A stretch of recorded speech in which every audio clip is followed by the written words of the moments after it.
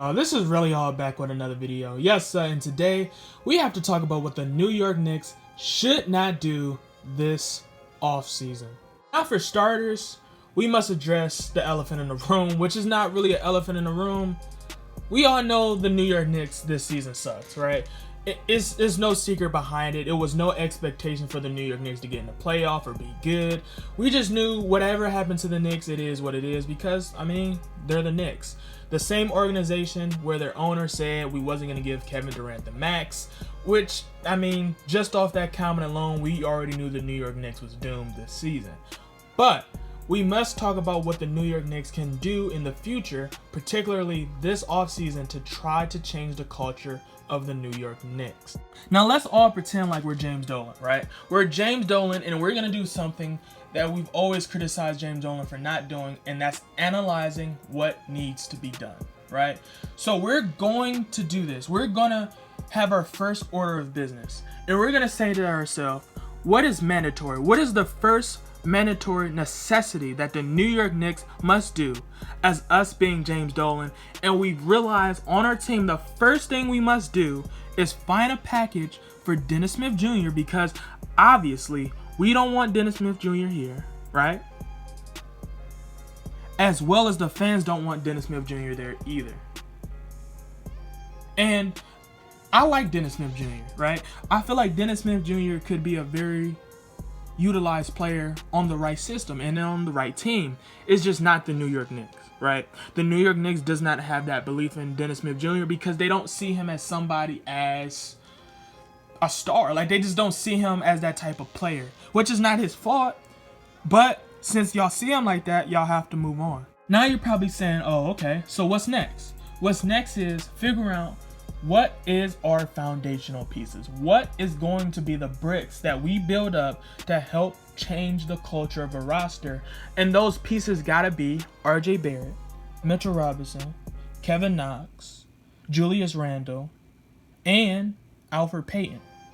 And I really think that Alfred Payton would really work out for the New York Knicks because what he does is very, he doesn't get the credit he really deserves for what he does. Not saying he's putting up some superstar numbers because he's not, but what he does for that team, I feel like you can pay him a small amount, but he's going to be a very utilized player for the system y'all are trying to create, which now y'all have pieces and players that you can legitimately utilize for a new New York system.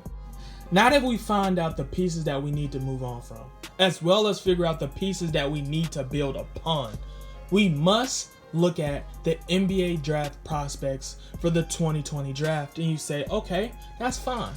Now let's all assume that the New York Knicks get the #1 pick, right? You say to yourself, who do we get?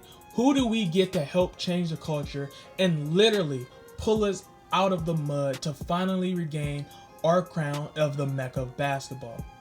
That player that you got to draft with the #1 pick has to be LaMelo Ball. You say, why LaMelo Ball? Because LaMelo Ball is a hooper. LaMelo Ball is a 6'8" guard. LaMelo Ball is a scorer. LaMelo Ball is a player that literally fits the Mecca of basketball, fits the spotlights of the New York Knicks, fits that team to a T.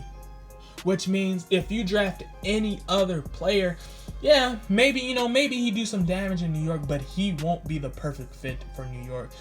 LaMelo Ball is probably hands down the most perfected pick for a New York Knicks in a very, very long time. Yes, I know y'all wanted Zion, but now that y'all not got Zion, y'all have to move on and now look at what we can do for now, and what y'all can do now potentially is get LaMelo Ball, which has to happen for y'all future.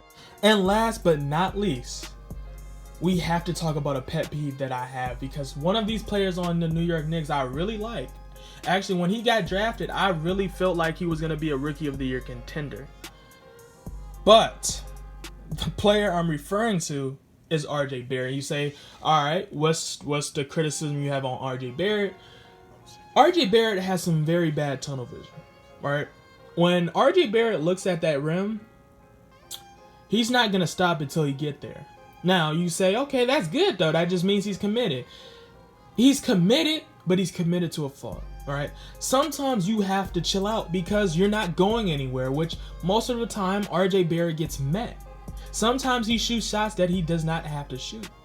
Sometimes RJ Barrett goes to the rim when he doesn't have to go to the rim. Sometimes RJ Barrett does not make the best play for the team. Which you can argue Julius Randle is like that because a lot of people say he's selfish, he ball hogs, which, a story for another day. But in the terms of RJ Barrett, for a player being so young on a team that's just literally feeding him what he wants to be fed, we have to train him right. The New York Knicks has to train him right to just kind of tone that down, so where he's not more of a cancer to the team than he is a beneficiary to the team, if you know what I'm saying. So down in the comments, let me know what you would do to help change the culture for the New York Knicks and help them finally at least get to the NBA playoffs. And with that being said, go ahead and like, share, and subscribe. And do not forget to hit the notification bell for more amazing content, because we are on the grind, the official grinding with y'all. I know I can get there. So with that being said, Ghost. What if we turn into hoopers? For the clip like bonds we shooting. Just like some soldiers we trooping. Step back 3, we hooping. We in your house just like Fortnite.